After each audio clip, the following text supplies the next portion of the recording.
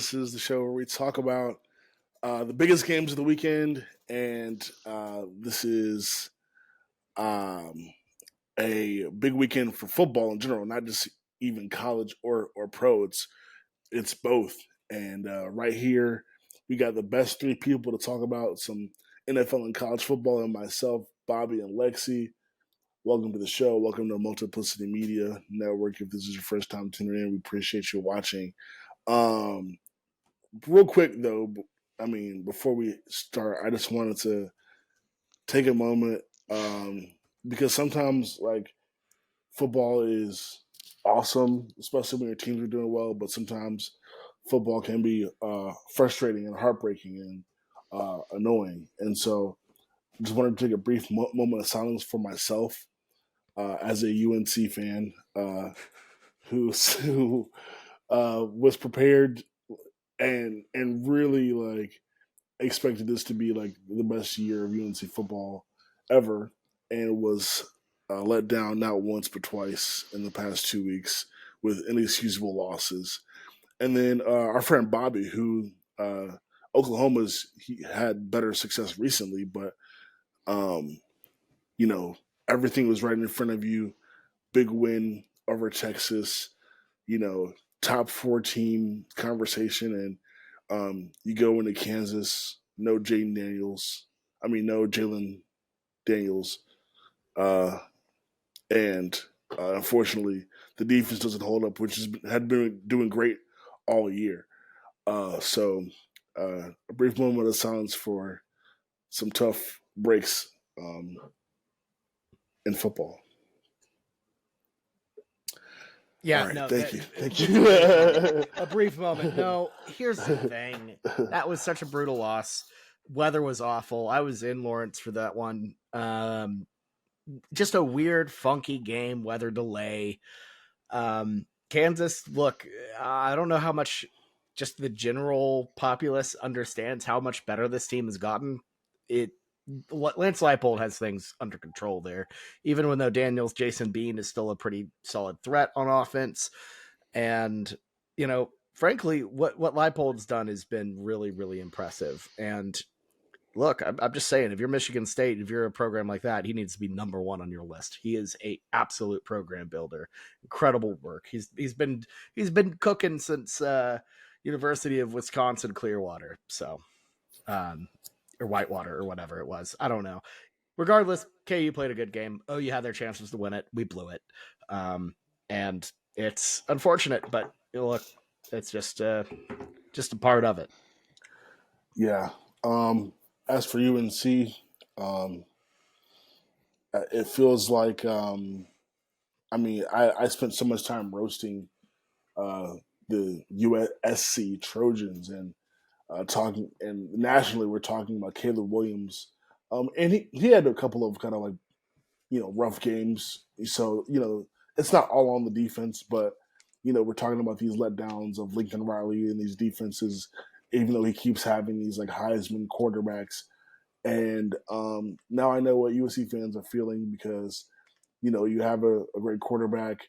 You feel he should win tough games and easy games as you face a 1-5 Virginia team and Georgia Tech, but your defense and coaching and everything else lets you down, and that's just sad because a program like UNC, how many times do you get a great quarterback at that school? Oklahoma, Alabama, USC, those schools always seem to figure it out, but as a UNC football fan, it just sucks. And yeah, the basketball team should be good, but I like football, and I want better for the football program and for fans and all of us. So that sucks. I mean, you've had two in a row.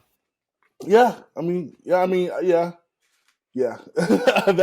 That's definitely true. I think we'll see. It's tough because Mac Brown's recruited really well at that position, and you think as long as he's around, he's probably going to continue to get some talent there. But the problem is, he might also be part of the problem. So you hope the next guy is as good as a recruiter and maybe a little bit of a better coach.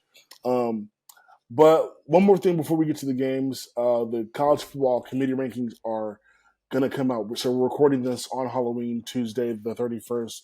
They're going to come out after we record this show. Can't do anything about that, whatever. But I think, just for an exercise, we can predict what we think the rankings should be in our minds. And, when this comes out, we'll see what they are. But, and, next week we'll talk about them and everything like that. But top four, we know the committee grades things a little bit differently from the AP. But in your guys' mind, Lexi, you haven't talked yet. I'll let you go first. Who do you think the top four should be? You know, I think that I know the committee does look at some different things, but I still think Georgia's probably going to be their number one, especially with, you look at the rest of their schedule, like you look at what's set up, and then it kind of gets a little tricky. So I wouldn't be shocked if they had Ohio State second. They're probably going to look at those wins that they have, compared to Michigan's schedule. Obviously, they've got a couple more marquee wins. So would have them at number two. And then I think Michigan will be number three. Um, and then I'm not really sure, like Washington, I feel like could probably be like the best bet to be number four, but I haven't like really thought about it. And but yeah, those would be my top four. So I have, I, and I'm not pandering. I definitely not pandering because I have Ohio State number one, because I feel like they have the two best wins so far of this kind of group that's undefeated. Going on the road to Notre Dame and Penn State, then Michigan two, because even though the schedule's bad, they've blown everybody out. Three is Georgia because their schedule's bad, but they've looked pretty good, a little more inconsistent than Michigan has. And we're just ranking off resume here. And then four, I have Florida State over Washington. Both Washington and FSU have good wins, but I feel like overall, I trend towards thinking that Florida State's win over LSU is a bit better than Oregon's in a way. And I also feel like they've performed better, whereas Washington has kind of sputtered recently. That was a bad performance against Stanford, a bad performance against, I think it was Arizona State at home. Yeah. Like, they have not impressed since that game. And I mean, those are two teams that you should not be in upset bids with. So I'm going to give the edge to the Noles there, who've just looked overall more steady. Yeah. I think you guys have a good point. The thing with Michigan is it's hard for them in the conversation because you're right. The committee really does value like who you beat, and Michigan just does not have that. Like, yeah, but they've been so dominant that like I could put Michigan at one and sleep okay at night if I'm on the committee. But so I think it'll be interesting to see like, do they value the dominance of Michigan or do they value, like you said, Ohio State maybe having that those better wins, like like you guys said, Notre Dame being one of them, and Penn State as well. So I will say Ohio State and Michigan should be one or two in my mind. Whatever order you want to put those in, that's fine. And then 3 and 4 to me, Georgia. I don't see how you don't put them somewhere in the top four, even though they were shaky earlier in the year. They're gonna still have that benefit of the doubt for being the two-time champion. They beat a good Kentucky team. They beat a good Florida team in the swamp. I think you have to put them at least at 3, if not higher. And then 4, when it comes down to Florida State and Washington, I would go Washington. While I agree that they haven't looked great in the last 2 weeks, I think the Washington win over Oregon at home is better than the neutral site win against LSU that Florida State had in the beginning of the year, because I think Oregon is just a much better team than LSU.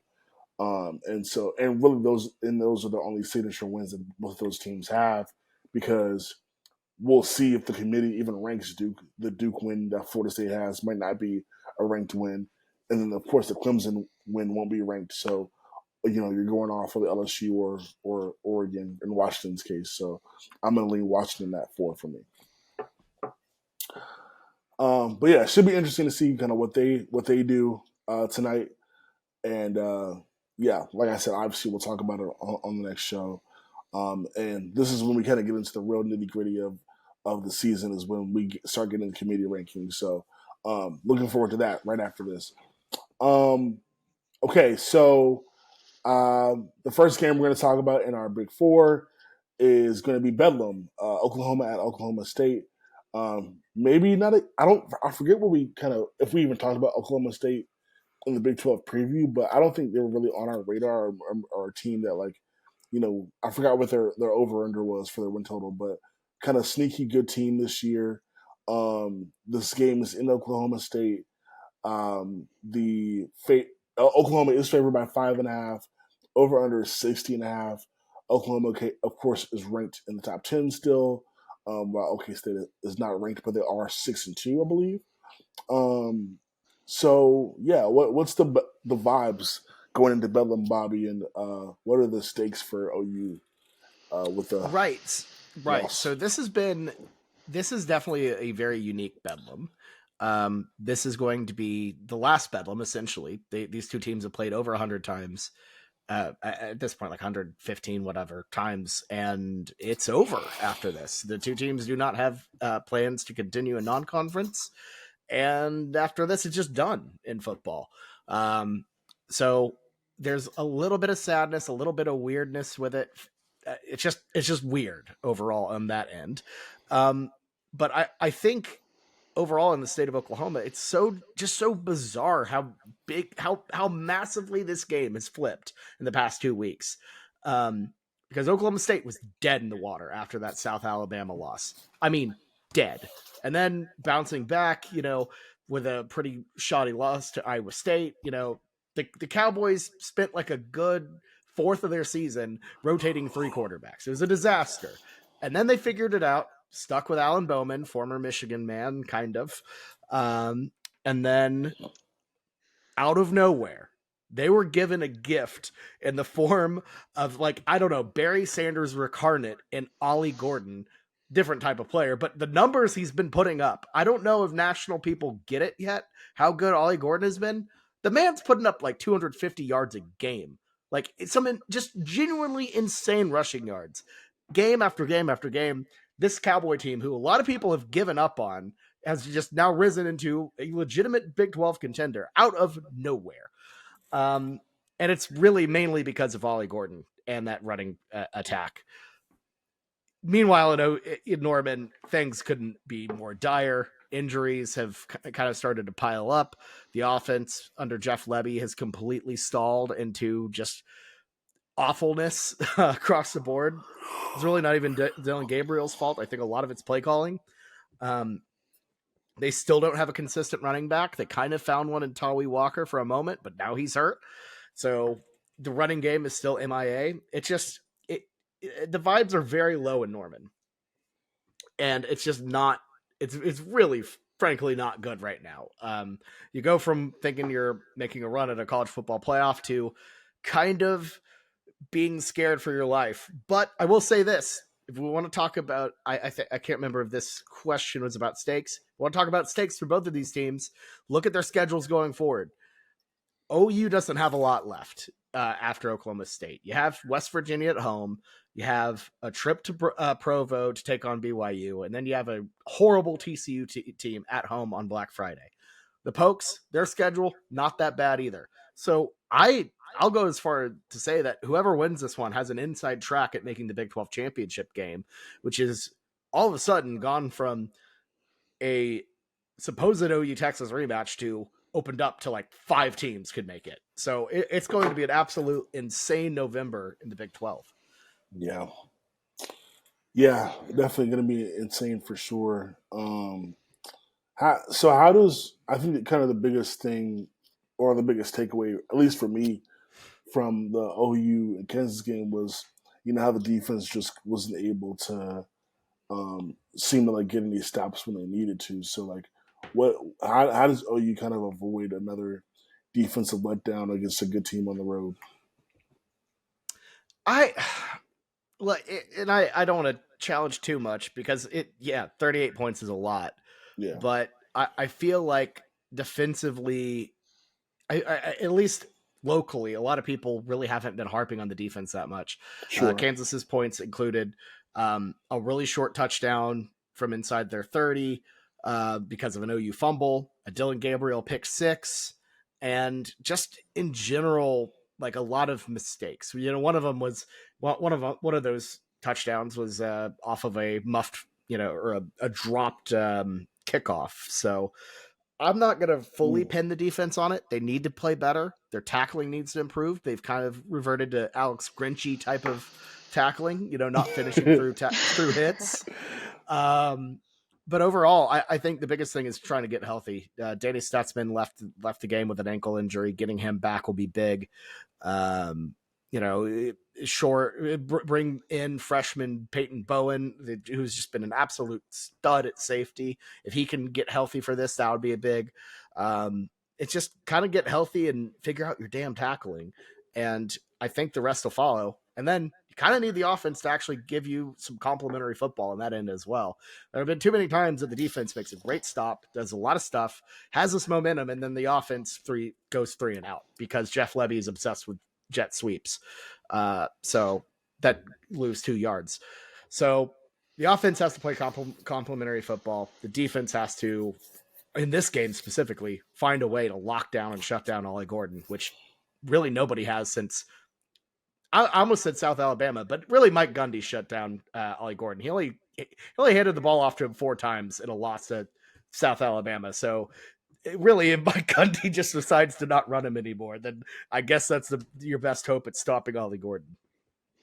Yeah, definitely hear your point about um, I definitely hear your point about having an offense that stays on the field because losing the time of possession battle, even if you have a good defense, it can end up not being a factor because your defense can get stop after stop after stop, and then eventually they're going to get tired from being out there all the time because the offense can't sustain drives. Agreed. Lexi, did you want to add anything? No, that's really what I was gonna say. I mean, just yeah, the defense can be good, but you can't be good like that constantly being out in the field. You get tired, you get weak and beat up. So, yeah, the offense just has to give a little.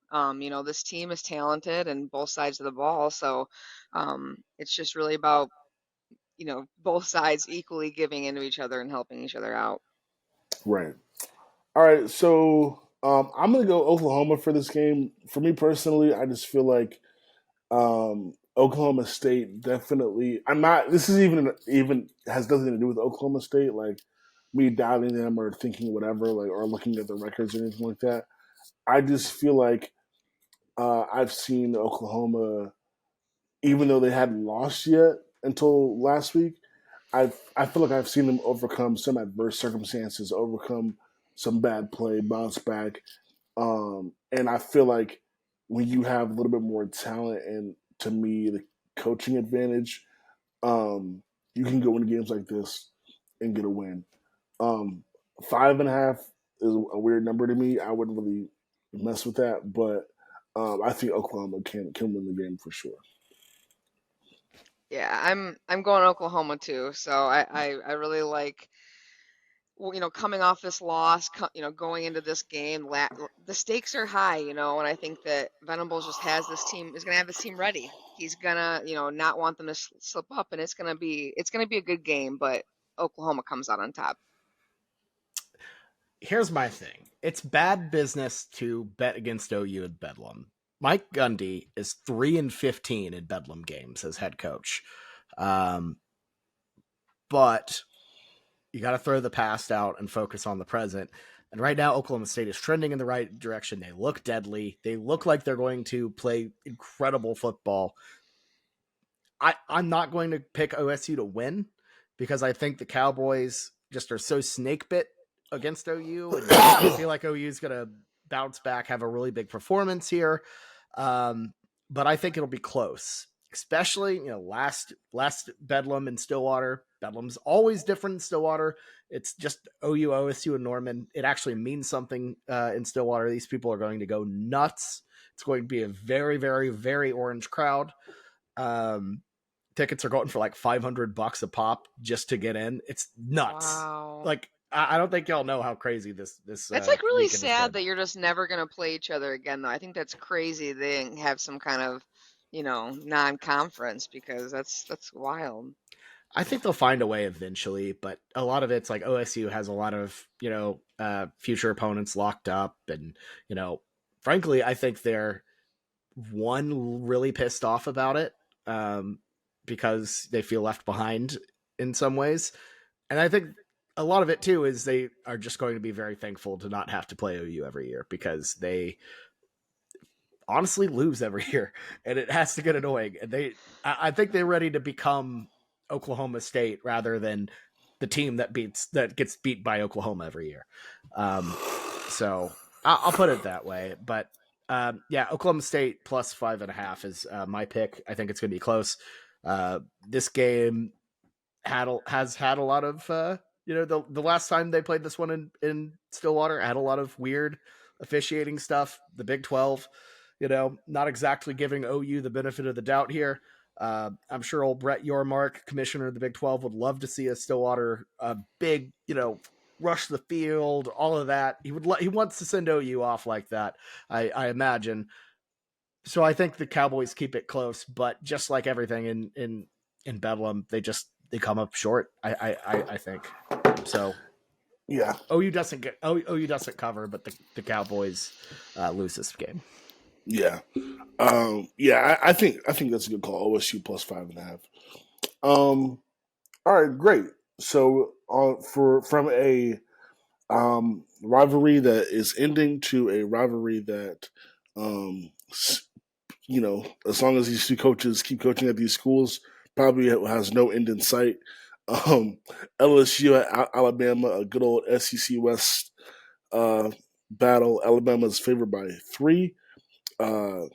LSU is ranked 13 in the AP poll. Alabama's ranked 8 in the AP poll. The over-under is 47. My question for this game, because we're looking really at the top 2 teams in the SEC West. The SEC East, you have to assume that Georgia's going to come out. Now they play Missouri at home. That there's Missouri 7-1. We'll talk about that later. But assuming Georgia wins that game, you're looking at probably one of these two teams to face them in the SEC championship. So think about who you think is going to win this game.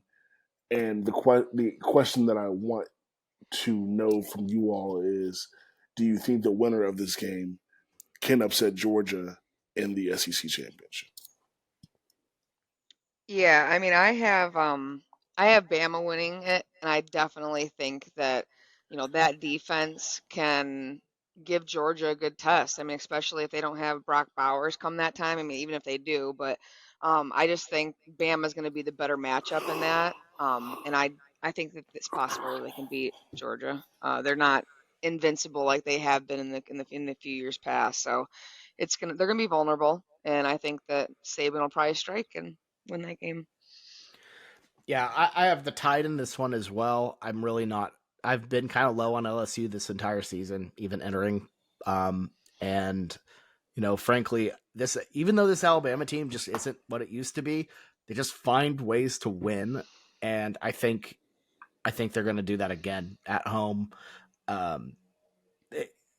It's weird because if you just replace their logo and slapped it with like, I don't know, Kentucky or some random other team, they'd be the darling of college football because they're scrappy. They win these really close games. They seem pretty like a delightful bunch of guys, but they're Alabama, so it's impossible to like them. I think the Tide win this one. They squeak, but I don't think they squeak by. I think they win solidly, but LSU, I'm just kind of out on.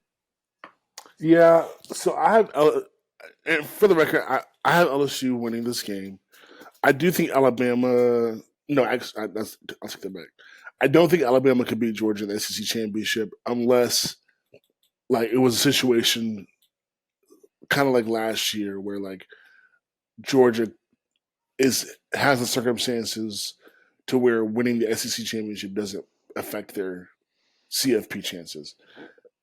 In a scenario where Georgia needs to win the SEC championship to get into the CFP, or if it's like a winner take all situation where the winner of the SEC goes to the CFP, I think Georgia's winning, 9 times out of 10. I don't think Alabama uh, offensively is dynamic enough to stop to beat Georgia, and I think Georgia is still really good defensively. So I will say Alabama can't do it. LSU, um, offensively, I think they match up better with Georgia. Defensively, though, I don't think they have it. So I'm probably going to say no on both fronts. Um, Especially if the SEC championship is one that is like a meaningful game. Um, but I have LSU winning this game for the fact that to me, um, if you look back, and I know, you know, they've had a bye week since then, so hopefully, if you're Alabama, you've made some adjustments. But when I saw the way the Tennessee game went down, and it's at home. Tennessee's up like 20-7, I think at half. It was something like that. I feel like if that were to happen again, or if that had happened and LSU had been the team on the other side, LSU would have blown them out. And I think like stuff like that where the Tide have these slow starts on offense. They get enough stops on defense, but like not they still kind of allow you to score points. Like LSU is too dynamic offensively to allow for that, and Alabama still win. They're just a little bit, not a little bit, sorry, a lot better than what Tennessee is this year on that end. So yeah, I think LSU wins this game. Just for the fact that I think they're offensively just way too dynamic, and defensively, I think they can stop what Alabama's doing enough times to get the victory. Some people have Jaden Daniels in the Heisman conversation. Not me, but this might help. Get a win in Alabama, have a big game. Definitely could help his case for the Heisman there. Yeah, yeah. I don't know. I think that ship might have sailed a little bit now. I don't really know who is in the race right now. I think it's a weird Penix year at the top. Yeah. It is a really weird year. And I know I've sang his praises quite a bit, and I swear to God this isn't a reverse jinx. I just think the guy's actually legit. Ollie Gordon needs to get a trip to New York. That guy's that good. People need to pay attention to this guy. He is a killer. Incredible performance. Yeah. Yeah, for sure. All right. So yeah, Lexi, Bob, you guys got Bama. I got LSU winning the game. Should be a good one. I feel like Alabama's getting kind of got lucky this year. They have a lot of good opponents at home. Then they don't have too many tough road games this year. What is our toughest road game? Auburn. I feel like every time cupcake. Yeah, I feel like every time they get a good team, it's at home. They'll have to go to Kentucky, but I mean that's Kroger Field. It's a house of horrors. Yeah, no, they had at South Florida, at Mississippi State, at A&M, at Kentucky, and at Auburn. That's woof. Yeah. All right. Let's flip the page to the NFL and talk about two really big games in the NFL. The Dolphins and the Chiefs, both teams 6-2. The Chiefs lost a shocker to the Broncos. First time losing to the Broncos in eight tries. Chiefs offense has looked a little bit scary at times. That game was one of them. So they're only favored by 2. This game is in Germany. It's in an indoor stadium. I checked. because I was wondering what the weather was like in Germany this time of year, but they won't have to worry about that because they'll be playing indoors. Um, and the over/under is 51. Um, are we concerned about the Chiefs' offense? I wasn't at first, but now it's kind of alarming. Um, the turnovers, no, like the wide receivers. I think that Patrick Mahomes is obviously still wanting to feel confident and say that everything's okay, but I just feel like they're ignoring what's really going on because everyone is just looking off, and even in these games, I think about the Lions game, even from the beginning of the season, I know they didn't have Kelsey and what are that, Chris in there, but they just have not fully impressed me. This is not the typical, very strong offensively, maybe super tough defensively Chiefs team. So I don't know if there's like the alarm should be fully sounded, but it's getting pretty hot over there and wondering what's going on. They can't lose another game, or I think it might be really, um, this game at least, it would be sirens. Yeah, I mean, Casey, I mean, especially if Mahomes is hobbled and not looking good, then yeah, that offense just doesn't. It, it's almost it's like a little bit too one dimensional, and you're relying on too many kind of budget receivers and offensive players to help you out, and then you have Kelsey. And if Kelsey's not humming, if Mahomes isn't healthy, the whole thing falls apart. So yeah, I think I would definitely be concerned about that Chiefs offense. Yeah, I think it's just, and it's crazy too because we're also recording this the day of the trade deadline, and there was no trades made on the Chiefs end for pass catchers. So you're going to the rest of the season, you know, relying on Travis Kelsey and Sky Moore, who's Sky Moore is not a number one guy, maybe not even be a number two guy. So yeah, offensively, like you're gonna they're gonna struggle. I think as crazy as it sounds to say that with Andy Reid and Patrick Mahomes. I will say that also um, this same sort of thing happened with the Patriots. I think a few years ago, where like the Patriots were winning so much that I think like Belichick and the Patriots front office believed that like they could just have anybody at a receiver, and eventually like Tom Brady was just like, yeah, I can't work with like this talent. Let me go somewhere with like more uh better weapons around me, and he goes to Tampa, obviously. But hopefully, the Chiefs kind of like figure out that like, okay, yeah, we need to like you know get some better talent in the rooms at some point.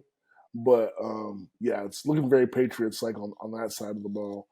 Um, but I will say, I think what has been the Chiefs' saving grace and will probably will help them along the season is their defense has been phenomenal.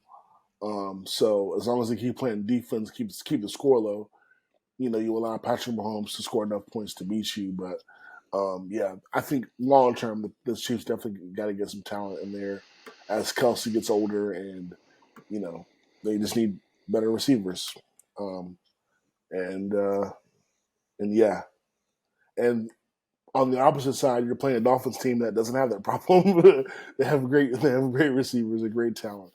Um, all right, but in terms of the game, I took the Chiefs for the simple fact that I believe in a game like this, you're going all the way to Germany.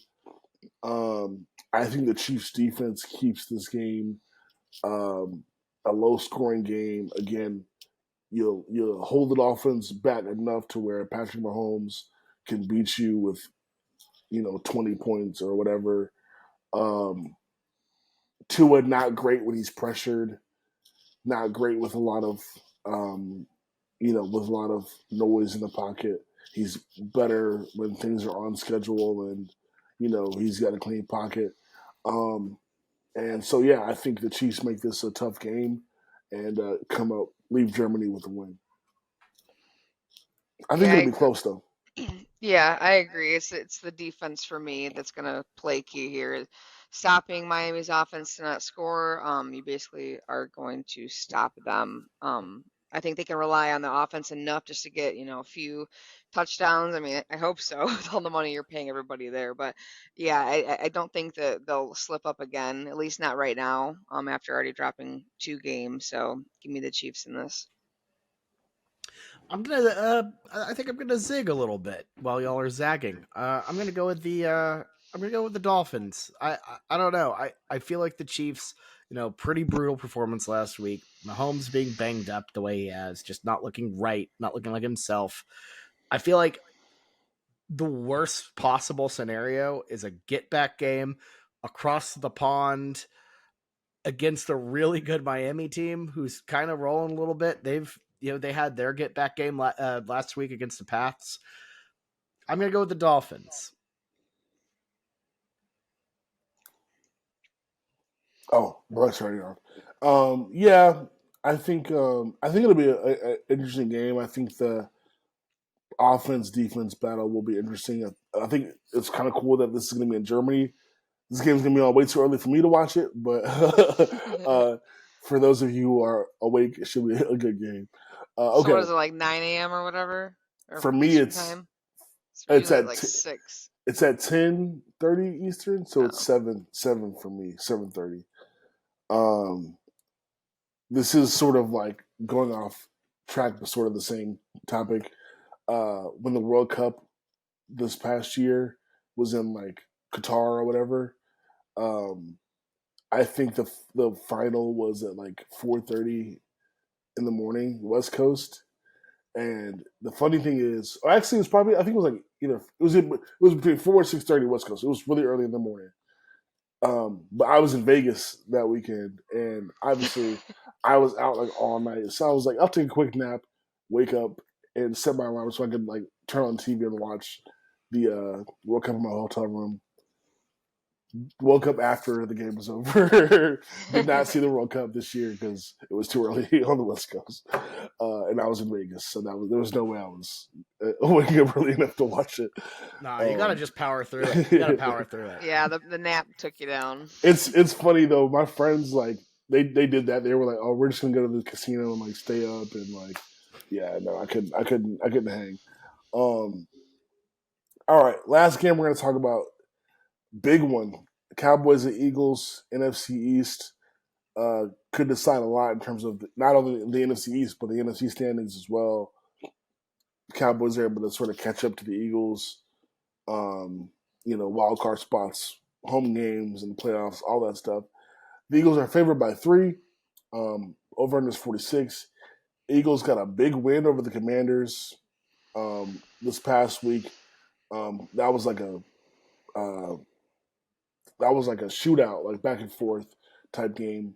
Cowboys coming off 2 big wins in a row against LA teams. Beat up on the Chargers, then they obliterated the Rams, and so these are 2 hot teams facing off against each other.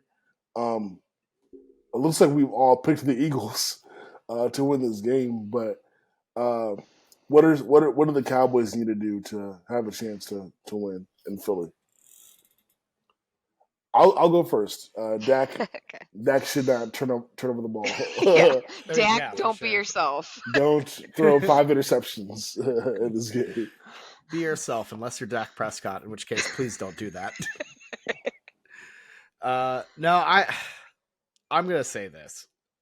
I've been around Dallas sports fans a long time, being in Oklahoma, being so close to it, and you just know when the karma's winding up, ready for that knockout punch. The Cowboys have been on a roll. The Rangers are in the World Series, and this is when the Cowboys lose to the Eagles, in embarrassing fashion, to just knock them back down a peg. I'm just telling you, it's going to happen. Yeah, I mean, I just feel like every time I turn around, the Eagles are like continue to add amazing players to their offense or defense, and I'm like, they signed that safety, and it's like they're going to be. I mean, they're the team to beat. I think they're the best. Clearly the best team in the league. I'm really both sides right now, but yeah, this is going to be a game where the Cowboys get embarrassed, and I'll be happy about it because you know it's the Cowboys. Yeah, yeah. I think. I mean, one thing I will say is it seems like there is a little bit of noise coming out of Philadelphia about Jalen Hurts and his health status. He's kind of like not been running around as much. I think they only called 2 rushing plays for him. So Jalen Hurts not being able to run around is a big factor for them. But I think like he's been great as a passer so far. But against the Dallas defense and their pass rush, that's going to be more difficult. So I'll be interested to see like how the Eagles handle the Cowboys' pressure, um, how the passing what the passing game looks like for the Eagles, with Jalen Hurts not 100% from like a running standpoint. But I think if the Cowboys can get to him enough, maybe we see an upset here. But um, yeah, I think I still will take the Eagles here. Um, but that's definitely something to watch. I will say that. All right, those are our 4 games. But of course, as we always do, we got a few more games. We're gonna rapid fire pick here. Um, Good games that you might be watching or interested in. K State at Texas, another Big 12 battle. Texas trying to stay afloat in terms of their hopes to get the Big 12 championship and also the CFP.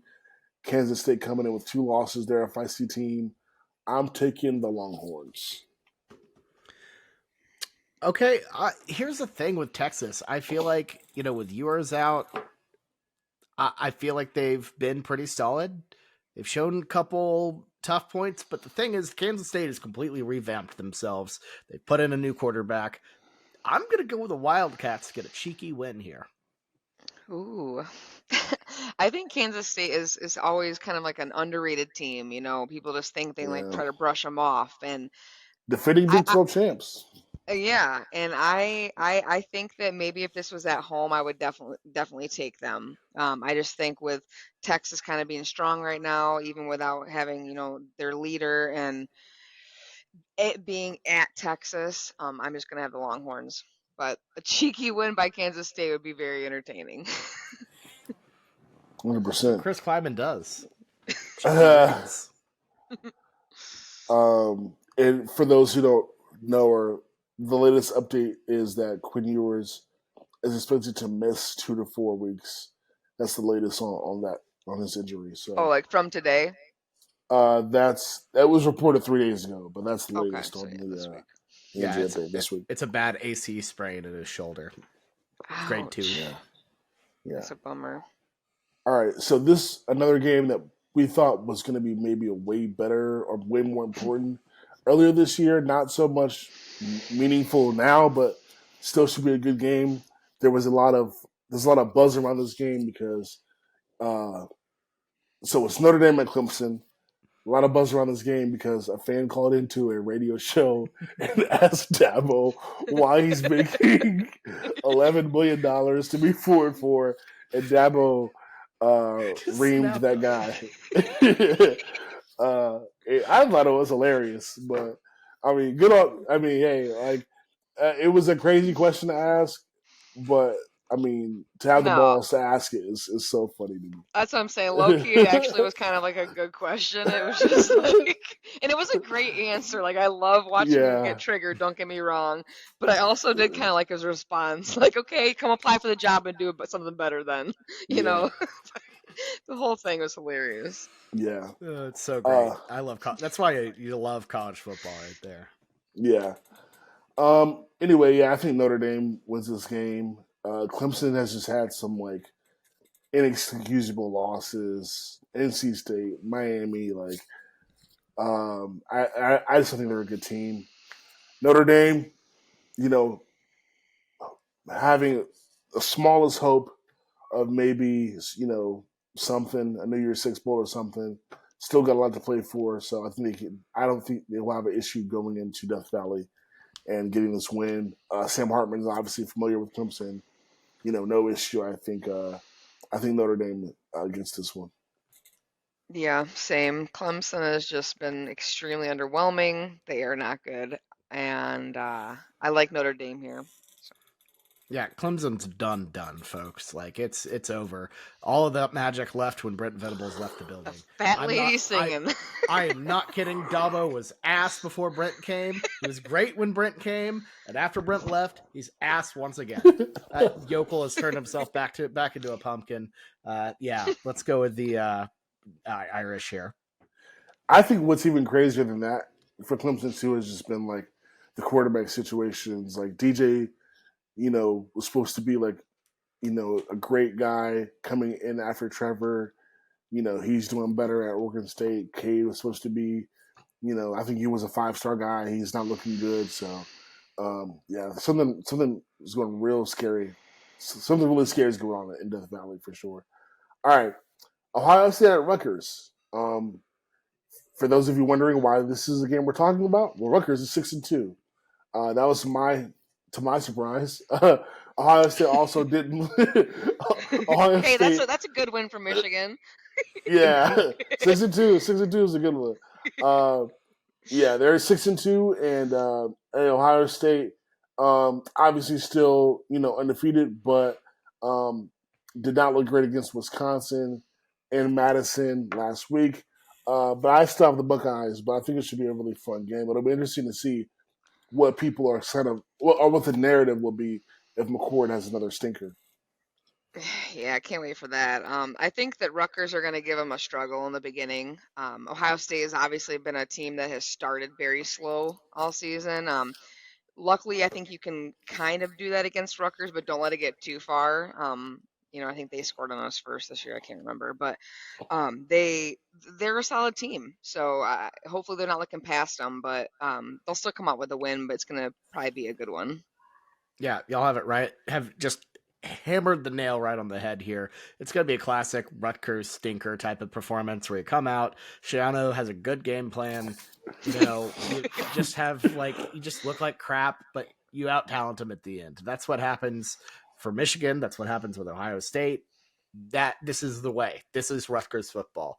But look, they're bowl eligible, so good for them. Good for them. Yeah. But Bucks big. Yeah. Speaking of Heisman, also we were talking about that earlier. I think Marvin Harrison Jr. probably has a really nice case too. He's just been so consistent every week, even though McCord hasn't been great. Harrison continues to put up numbers. He definitely should probably be right up there with Michael Penix Jr. in those conversations. Missouri at Georgia. I said earlier we talk about this one. A 7-1 Missouri team coming into Georgia. Georgia looked awesome against Florida. I think Missouri's better than Florida, but going into the swamp against this 2-loss team, like they impressed. Looked really good without Brock Bowers. I think I don't know. I think they're favored by like 15.5. I wouldn't take that many points, but I think Georgia gets the win. Yeah. Go ahead. You got it, Lexi. All right. I think it'll be a close one. Missouri is just quietly doing really great this season, and people aren't really talking about them. But after watching Georgia, how they were with Florida last game, it's like, okay, now they're starting to click. The machine's getting well oiled, and they're, kind of heading off right now. And they do have a pretty, easy schedule after this. So it'll be closer, but Georgia comes out on top. Yeah, I feel like we see this happen a lot in the East, where you have one team who surprises, and then they go into, Georgia, and it's like, oh, it's their time, they're ready to roll, and then they just get absolutely roasted between the hedges. I mean, look at what happened in Tennessee last year. This is like Tennessee, but on a way, way, way smaller scale. Eli Drinkwitz, you have your team going in the right direction, you have your program in the right direction, doing great with Luther Burden in them. Now you're adding Williams and Wary next year. But that's next year. Not ready yet, pal, to win the big ones. Dogs. Missouri's going to be interesting, though, because, I mean, even if they lose this game, like, the rest of their season is Tennessee at home, Florida at home, and then at Arkansas. So they could be 2-loss team at the end of the year. Like, who would have ever predicted that? That's a really good season for them. They can go to the Outback Bowl. All right. Washington at USC. I think the perfect solution for the struggles of Michael Penix Jr. is to go face the USC defense that's going to, let them run through like a knife through butter. So I'm picking Washington to win the game. Yeah, that You, USC defense is Swiss cheese. So Penix is gonna have a field day. I think it's gonna be bad, and yeah, USC is in big trouble. Yeah, the Trojans just cannot find any sort of bounce back game. You thought it'd be against Cal, but they needed a missed 2-point conversion to beat them. It's not coming here. Michael Penix is going to absolutely decimate this USC defense. Huskies yeah, big. yeah. USC not really anything to play for. I think this is going to be a more important game for Washington, and they'll come out on top. All right, a couple of NFL games. Seahawks at Ravens. I feel like the Ravens. There's just been some like weird inconsistencies with their offense. I don't know really what it is, but still a very good team hosts the Seahawks, who are starting to get Smith and Jigma involved. Geno's kind of been like up and down. I think he's just Geno. Like, he's not like great, or he's not bad. He's just kind of been okay this year. I think I'll take the Seahawks though. I actually feel like offensively they just have more firepower. The Ravens find ways to win, so I could be wrong and probably will be wrong, but I like Seattle. This is the battle of who my team has lost to. So it's You should I'm know gonna be these teams happy very either well, man. way. Yeah, no. Yeah. But you're right though. I think once they start incorporating Jackson a little more, it's gonna be like Gino has his moments, and I feel like it's almost like their offense are similar, where it's like when they're on, they're really on, and they can do a good job, but like then they'll slip up and have a crappy game, or they can play the Lions defense and score a ton of points. But it's just it's really a toss up here. But I'm gonna go ahead and take the Ravens just because it's at home, but I think it's gonna be a pretty good battle. I'm with you, Lexi. It's a cross-country trip for the Seahawks. That's a long, long flight. It's a basically playing at 9 a.m. their time over there. If their body clocks will be off, I feel like in a game that's evenly matched like this, I'm trending with the team that's playing at home. Doesn't have to deal with all that garbage. They'll be fine. So give me the Ravens here to win a pretty good one. Last one, Bills at Bengals. AFC playoff preview, maybe. These teams kind of are limping around this year.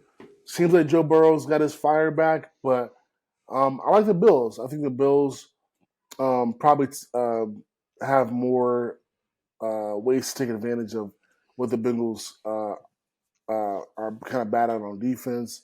I think this probably will be one of the more high-scoring games. I think both quarterbacks will go back and forth, but I actually think the Bills can go into Cincinnati, especially with the revenge factor too of losing in the playoffs last year. I like the Bills a lot. Yeah, I'm actually going to take the Bengals in this. I feel like they're kind of starting to click more now on offense. Joe's getting his swagger back a little bit. I really like them here, especially at home. Yeah, I'm with you, Lexi. I feel like at home in a Sunday night spot, like really big vibes kind of going on. I feel like we've seen the Bills run into this situation in the past, and they just don't look quite the same, especially on the road. So I'm going to go with the Bengals here, but I think it's going to be a really great ball game. I feel like we've had a couple stinkers on Sunday night, so I'm looking forward to this one hopefully being a good one. Yeah. All right, let's get to lock of the week. The scoreboard now. Lexi has a comfortable lead at 12 points this year, doing a good job. Bobby is at 8, and I'm at 6 now. So, got in the last place. Some really bad picks. Gotta recover. Lexi got the Cowboys to win. Great call. Cowboys dominated from start to finish. Bobby had Oregon. Same thing. Great call. Oregon dominated Utah from start to finish. My L came from taking the Rams plus 6.5. Obviously, couldn't account for the Matthew Stafford injury, but the Rams really were never in that game to begin with. So this week, I'm playing it a little bit safer instead of picking a team or a point spread. I think I like the under on the Dolphins and Chiefs. Again, I think having to go all the way to Germany, you're not in a comfortable place. I don't think this is a place where the Dolphins offense will just be able to thrive. And the Chiefs defense is great. They want to keep the score low. I think under 51, I think was the line there. I like the score to be under 51 for the Dolphins and Chiefs game. Yeah, I originally had an LSU Bama over, but I was like thinking, I don't know if maybe that's a good thing. But you mentioned the Bills and the Bengals, and I think that offense is going to go off. So give me the over in that. Look, I honestly should. The smart move would be to pick a game that we've talked about to get a little bit more points. But the world has given me something I can't pass up on, and that is the Iowa Northwestern total, which is the historic open. And look, it's gone up to 30. I don't want the 30. I want the historical low 29.5 combined points for Iowa Northwestern at Wrigley Field in Chicago. I am so in on this. I'm going under.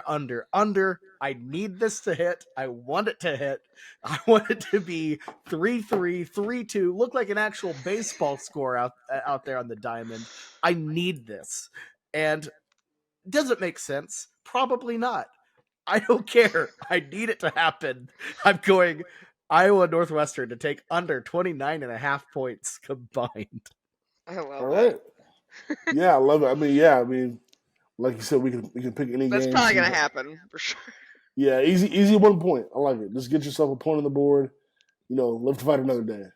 All right, definitely good stuff there. So those are our locks. We'll see you next week to see how we did, and of course, next time we'll talk CFP and all that good stuff. Should be interesting to see what goes down. But until next time, don't forget to like, subscribe. Let us know what you think about the show in the comments, and we'll see you next time.